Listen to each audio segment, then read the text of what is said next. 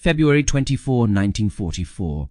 The roads south of Cisterna, Italy, were slick with mud. American tankers from the 1st Armored Division huddled next to an enormous German Elephant tank destroyer, which had been rendered immobile by engine fire and abandoned by its crew. The massive 70-ton vehicle sat motionless, its thick armor marred only by the ricochets of American tank shells that had harmlessly bounced its formidable 200 mm frontal plate. As the Americans examined this intimidating German machine up close for the first time, they noticed something peculiar. There were almost no machine guns. These experienced soldiers had battled German tanks from North Africa through Sicily and into the Italian mountains. They recognized every panzer, assault gun, and tank destroyer produced by Wehrmacht. Every single one was equipped with multiple machine guns for close defense. However, this Elephant model featured only a solitary ball-mounted machine gun in the whole front, fixed to fire forward.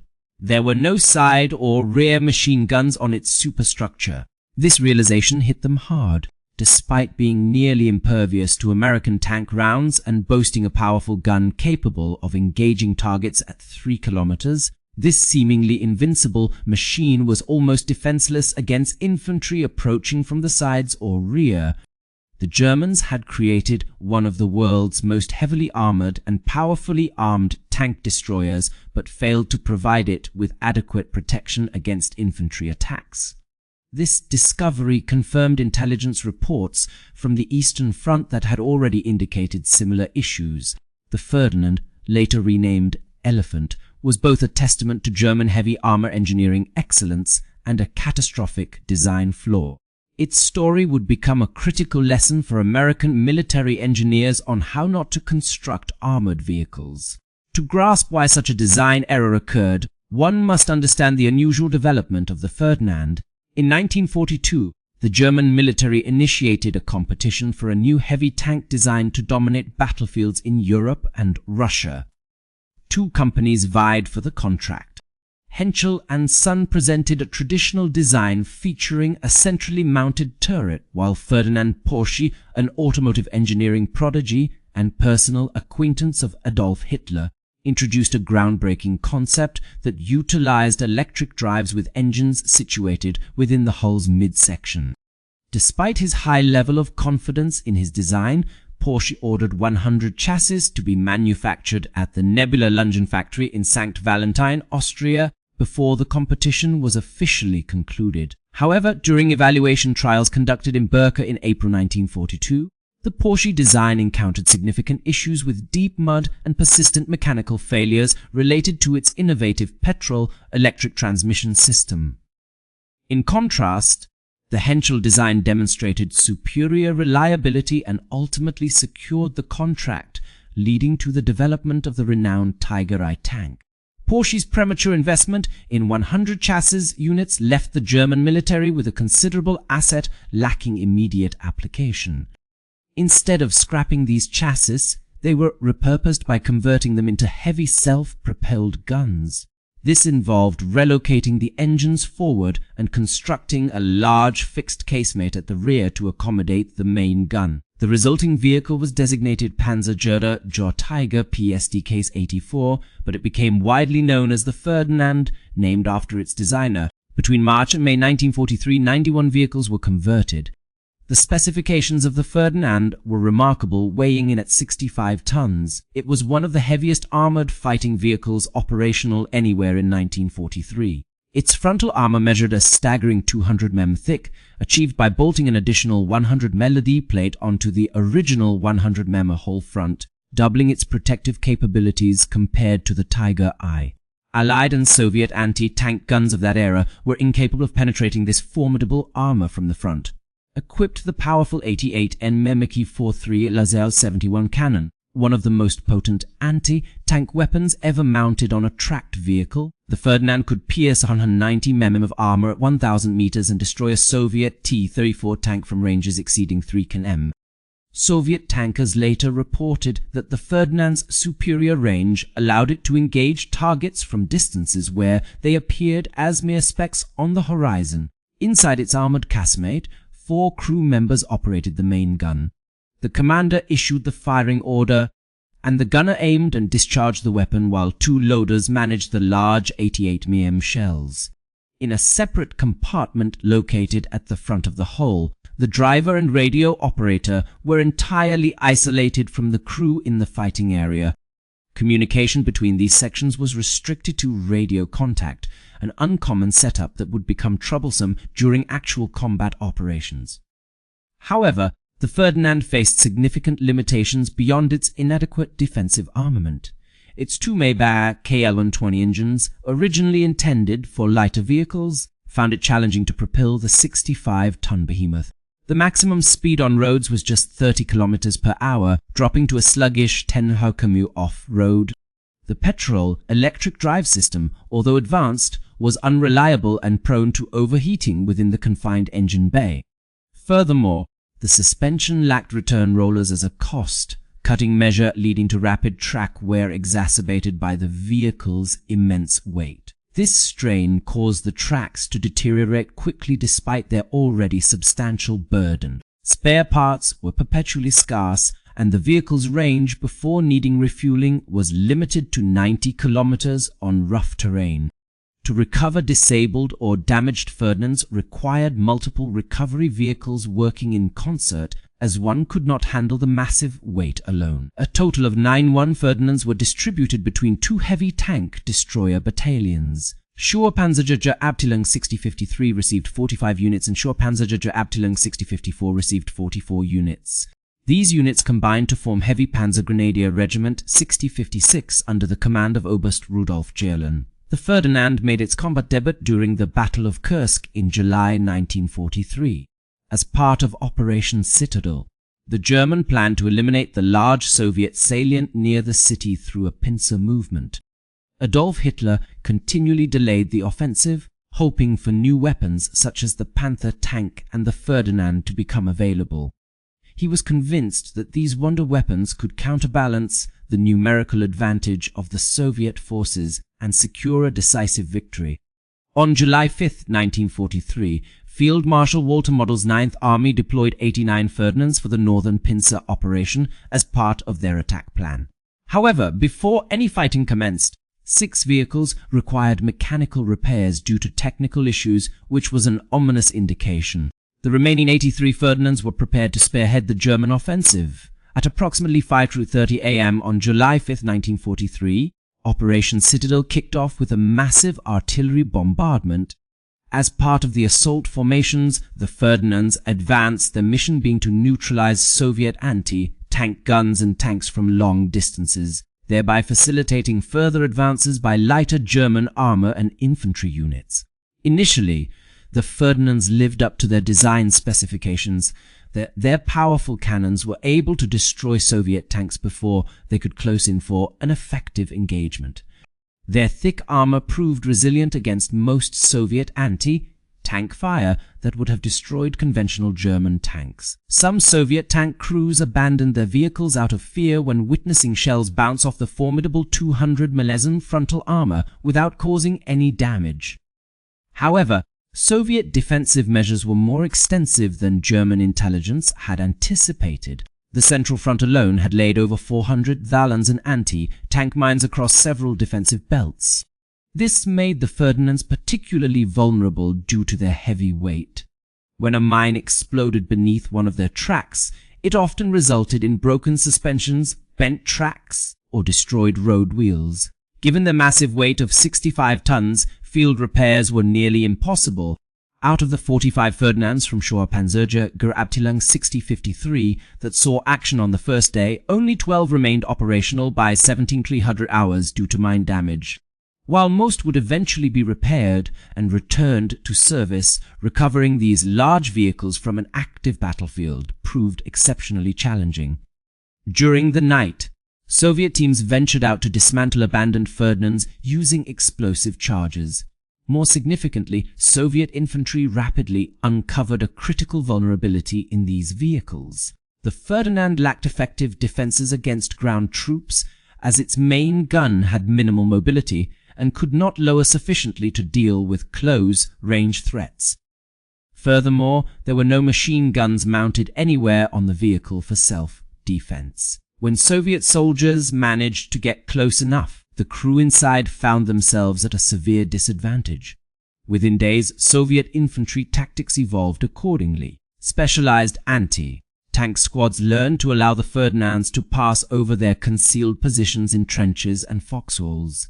The Soviet troops had been trained to overcome tank-related anxieties, even participating in exercises where tanks drove directly above them in trenches. After crossing the first line of defense, the infantry would emerge from cover armed with PTD-41 anti-tank rifles, explosives, and Molotov cocktails. Though the PTD-41 rifle couldn't penetrate the Ferdinand's heavy armor, it could still damage vital components like the engine deck, tracks, and vision blocks. A precise shot to the engine grills could trigger fires or disrupt cooling systems, while strikes on the tracks would immobilize the vehicle. Once a Ferdinand was rendered immobile, Soviet soldiers quickly moved in with Molotov cocktails and grenades. The burning fuel from the cocktails would spread across the engine deck, while grenades thrown into ventilation openings filled the interior with smoke and shrapnel. With no machine guns to defend themselves and limited visibility through their vision blocks, Ferdinand crews were essentially trapped. They couldn't depart if their tracks were damaged and had no choice but to leave their vehicle behind and attempt to make it to friendly lines on foot, a journey that frequently resulted in their deaths. Some frantic crews attempted makeshift defensive measures. A handful tried using personal MG-42-2 machine guns by firing them down the barrel of the main gun, rotating the entire 88 mm cannon to target attackers. This method was impractical, perilous, and generally ineffective. Other crews opened their hatches to use pistols and submachine guns, exposing themselves to enemy fire in the process. These desperate tactics seldom saved the vehicle. The Battle of Kursk turned out to be disastrous for the Ferdinands. While they demonstrated remarkable kill ratios against Soviet tanks at long distances, they suffered severe losses from mines and infantry assaults. According to German records, the Heavy Panzer Detachment 6053 destroyed 320 enemy tanks while losing just 13 Ferdinands in combat. Combined claims for both battalions surpassed 500 Soviet tanks eliminated. Nevertheless, these impressive figures concealed the true situation. Most Ferdinand losses originated from mine damage, mechanical failures, and infantry attacks rather than engagements with enemy armor. The vehicles, which were designed primarily for long-range defensive roles, were being improperly employed as offensive breakthrough weapons in operations across heavily mined Soviet defense zones. By July 12th, when Hitler halted Operation Citadel due to the Allied invasion of Sicily, approximately 50 Ferdinands remained operational out of the initial 89 that had entered battle. The Kursk experience compelled German commanders to recognize critical design shortcomings of the Ferdinand. In autumn 1943, all surviving Ferdinands were ordered back to Germany for extensive modifications. The refit process took several months at Niebolgen, where engineers installed a ball-mounted MG-34 machine gun in the whole front for the radio operator's position, offering some defensive capability against infantry assaults. Additionally, they fitted a new commander's cupola with 7 vision blocks, similar to those used on later Stugyedu assault guns, significantly enhancing the commander's ability to monitor the battlefield. Zimerit anti-magnetic mine paste was applied to both the hull and superstructure. Improvements were made to the engine grille design, enhancing protection. These modifications added 5 tons to the vehicle's weight, bringing its total mass up to 70 tons. The engines and transmission remained unchanged, further exacerbating the Ferdinand's already inadequate power output, making it even more sluggish. On May 1, 1944, Hitler personally decreed that the vehicle be officially renamed from Ferdinand to Elephant. In February of the same year, 11 modified Elephants were hastily sent to Italy. The first company of Schwer Panzerger Abteilung 6053, under the command of Oberleutnant Helmut Ulrich, was deployed in response to Allied landings at Anzio. American and British forces had landed south of Rome with the aim of outflanking German defensive positions. The mountainous terrain of Italy posed even greater challenges than those encountered in Russia. Narrow roads with steep grades and hairpin turns were not designed for 70-ton vehicles, and bridges built for civilian traffic could not support their weight. Elephants had to ford streams, climb rocky slopes, and navigate challenging terrains that strained even lighter tanks. Mechanical failures were frequent. Engines overheated on steep ascents, transmissions failed under the strain, and tracks wore out rapidly with no replacement parts available in Italy. When an elephant broke down on a narrow mountain road, it often blocked the entire route until it could be recovered or moved aside. American tank crews got their first close-up view of an elephant when Vehicle 102 from the 2nd Company suffered an engine fire and was abandoned near Anzio in late May 1944. The crew left the vehicle, which was then thoroughly examined by American engineers who confirmed earlier intelligence reports from the Eastern Front. The vehicle boasted exceptional armor and weaponry but had significant weaknesses. American intelligence highlighted that its crew visibility was severely restricted, especially on the sides and rear. The single machine gun mounted on the hull offered insufficient defense coverage, only protecting a narrow forward arc. Most critically, the vehicle's heavy weight and underpowered engine made it prone to mechanical failure.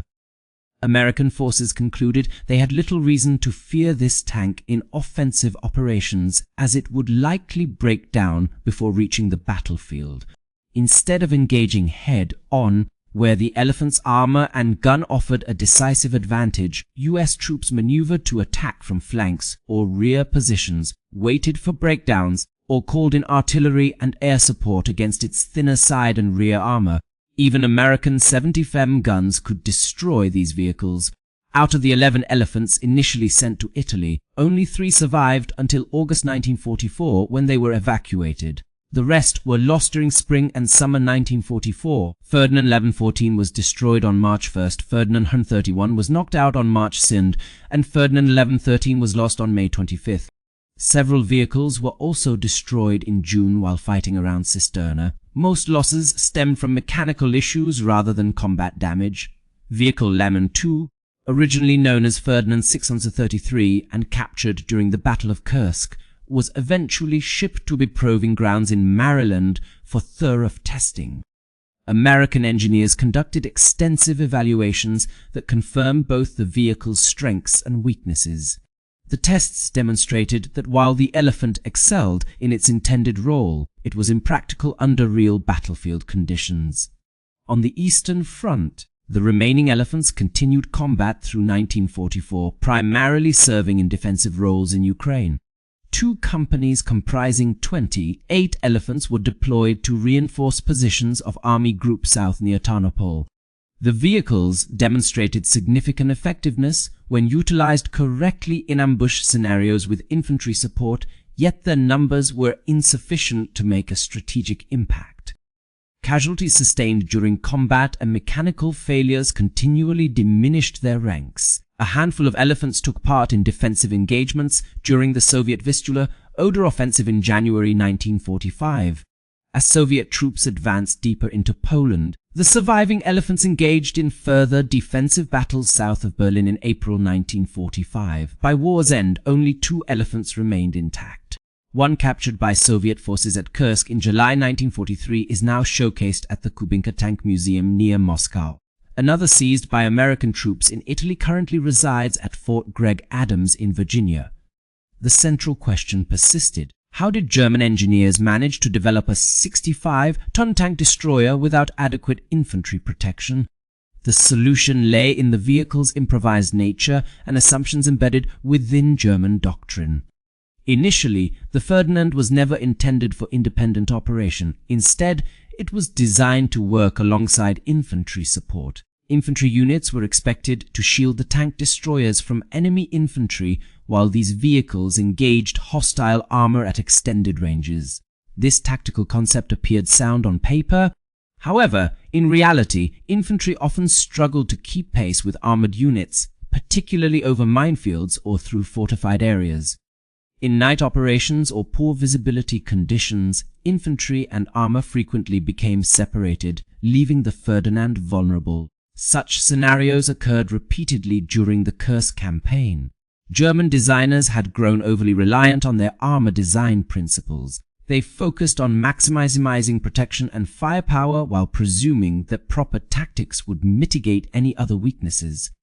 The Ferdinand's creators believed its robust armor would shield it from anti-tank weaponry and its long-range gun would maintain a safe distance from enemy tanks. Despite extensive combat experience highlighting the vulnerability of isolated or stationary tanks, there was a lack of sufficient attention given to close-range infantry threats. The decision to equip the Ferdinand with inadequate machine guns was an intentional design choice rather than an oversight. This reflected certain assumptions about its operational context that ultimately proved to be gravely flawed in实战环境中。该车辆专门针对一种非常狭窄的战术角色进行了优化，即从固定的防御阵地执行远程反坦克作战，并且假定有步兵支援保障。在理想情况下使用时 ，Ferdinand 展示出了极其有效的战斗力。然而，战争往往无法提供如此理想的环境条件。对于美国坦克设计师而言， Ferdinand 向提供了重要的负面教训，即使车辆具备世界上最后的装甲和最强大的主炮。如果它不能维持战场生存，到达战斗位置或防御所有威胁类型，则仍可能失败与之相比。而美国自行反坦克炮的设计重点在于机动性和实际功能性，而非最大限度地提供防护能力。M10 和 M36 等车型虽然甲不如 Ferdinand 坚固，但速度更快，可靠性更高，机械结构更简单，并配备了多挺自卫机枪。他们旨在通过隐蔽与机动来执行任务，而不是依靠重型装甲。相比之下，德国人制造了一种终极防御型坦克歼击车，却发现这种极致的防御能力毫无意义。如果车辆无法到达它的防御阵地的话，美国人则建造了看似不那么令人印象深刻的但更实用的车辆。这些车辆能够在实际战场环境中完成其作战任务。Ferdinand 向的故事揭示了武器设计中过度专业化的危险。当战况与车辆狭窄的设计参数完全吻合时，它几乎不可战胜。然而，一旦战况稍有偏离，它的弱点就变得致命。布雷区会使其陷入困境，机械故障则会令其无法作战。Infantry assaults dismantled the vehicle. Its operation drained valuable supplies while offering minimal combat efficacy. Today, military scholars analyze the Ferdinand elephant as a warning about the disparity between practical design and theoretical performance. The vehicle is featured in armor development curricula as an illustration of how impressive specifications can obscure significant operational shortcomings. It underscores that weapons must be designed with harsh battlefield realities in mind, rather than ideal conditions which seldom materialize. The two extant specimens serve as tributes to both German engineering aspirations and the constraints imposed by overly specialized design. Museum goers are awestruck by the immense cannon and exceptionally thick armor, but upon noticing the single small machine gun covering only the front arc, they immediately grasp why this seemingly invincible behemoth was actually quite vulnerable. The most formidable tank destroyer of 1943, rendered ineffectual by the simplest threat, a man armed with a grenade, demonstrates the critical vulnerability of its limited defensive armament. Soviet infantrymen who engaged Ferdinands in the lethal terrain of Kursk during summer 1943 exploited this weakness ruthlessly, employing specific tactics to destroy these formidable machines using primitive weapons such as gasoline bottles and burning rags once they closed the distance. For American tank crews who encountered elephants in the mountainous regions of Italy in spring 1944, understanding that the vehicle had limited defensive capabilities and chronic mechanical issues reduced their fear significantly. They learned to avoid engaging from its powerful killing zone at the front and instead attacked from angles where American guns could penetrate or waited for it to break down mechanically. The Ferdinand elephant ultimately demonstrated that victory in modern warfare is not determined by constructing the most powerful individual weapon, but by building practical weapons soldiers can effectively use under actual combat conditions.